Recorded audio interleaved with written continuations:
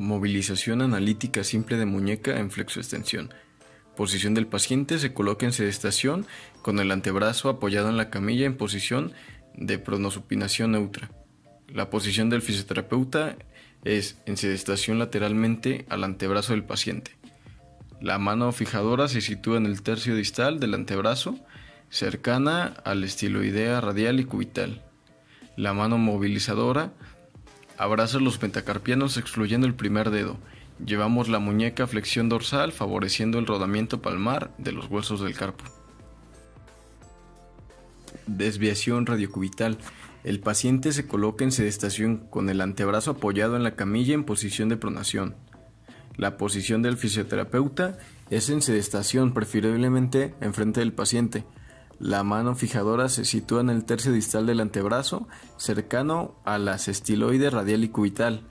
La mano movilizadora abraza los metacarpianos, excluyendo el primer dedo.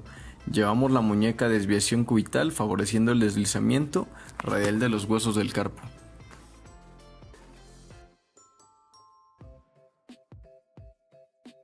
Deslizamiento dorsoventral de los huesos metacarpianos.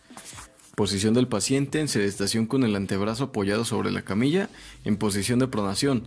La posición del fisioterapeuta va a ser en sedestación frente al antebrazo del paciente.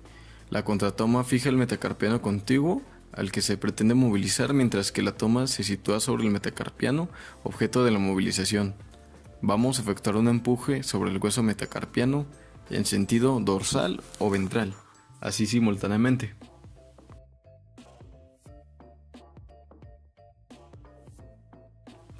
Tracción y rodamiento de la articulación radiocarpiana. El paciente se va a colocar en sedestación con el antebrazo apoyado sobre la camilla, en posición de pronosupinación neutra. El fisioterapeuta se va a colocar en sedestación lateral al antebrazo del paciente. La mano fijadora se va a situar abrazando al estiloide radial y cubital, y la toma se sitúa sobre la base de los metatarsianos. Para ejecutar la técnica, efectuamos una tracción en sentido distal hasta percibir un aumento de espacio en la interlínea articular. A continuación, y siempre sin perder el efecto de la tracción, efectuamos un rodamiento anterior o palmar de los huesos del carpo o un rodamiento posterior a estos.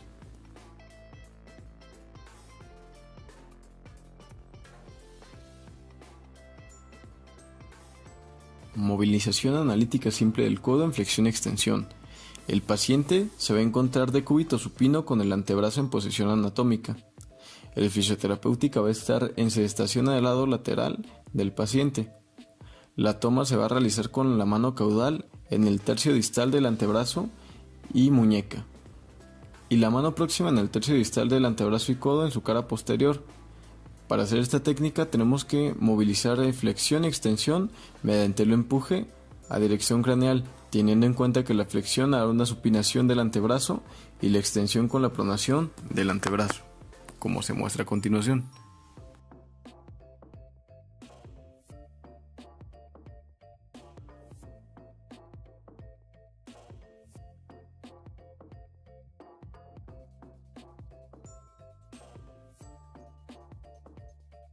Deslizamiento de articulación glenohumeral anterior.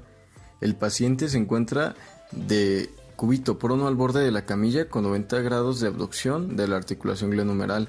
Es importante que la cabeza del húmero esté fuera de la camilla. La posición del fisioterapeuta va a ser en bipedestación homolateral, colocado entre el brazo y el cuerpo del paciente, con la mano lateral sujeta en el tercio distal del húmero y la mano medial contactando con la parte posterior de la cabeza del húmero. Para hacer esta técnica tenemos que tener la mano medial realizando un empuje hacia el suelo, ayudándonos de nuestro peso mientras la mano lateral estabiliza el brazo.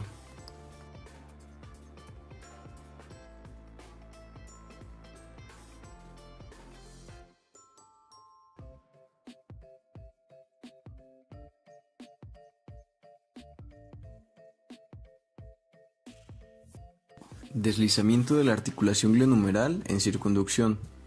El objetivo es relajar el hombro del paciente, induciendo movimientos en 8 para eliminar restricciones capsulares. El paciente está de cúbito supino en el borde de la camilla con el brazo afuera y una abducción de 90 grados. El fisioterapeuta está en bipedestación homolateral. Los pulgares van a estar en la cara anterior de la cabeza humeral y el resto de los dedos abrazando la parte posterior. Para ejecutar esto tenemos que realizar movimientos en 8. Primero hacia anterior y craneal y después en posterior y caudal.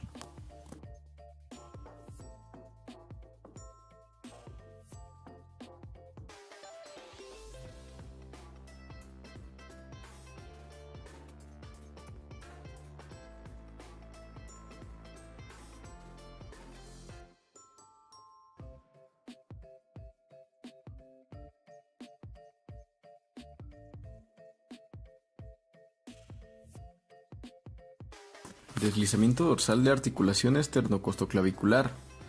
El objetivo es aumentar la amplitud del movimiento del hombro en abducción y aducción horizontal. El paciente se encuentra de cúbito supino con una abducción de 90 grados y el fisioterapeuta está en bipedestación de la articulación que trataremos entre el tronco y el brazo del paciente hacia dirección craneal. La técnica es con una eminencia de mano medial colocada en la articulación y el resto de la mano sobre la clavícula y la mano lateral fija en el brazo del paciente a 90 grados. Vamos a empujar la clavícula hacia posterior con la mano medial. Esto durante varias repeticiones.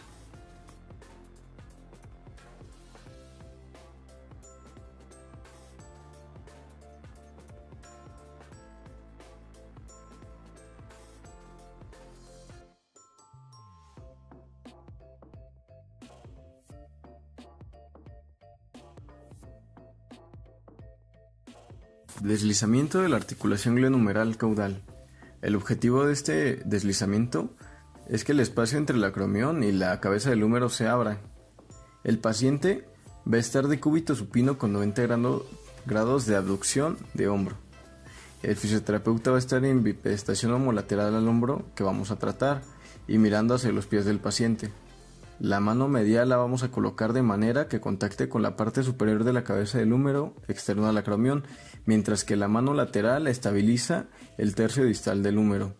Para hacer la técnica, con la mano medial vamos a realizar un deslizamiento hacia caudal del hombro, hacia los pies del paciente.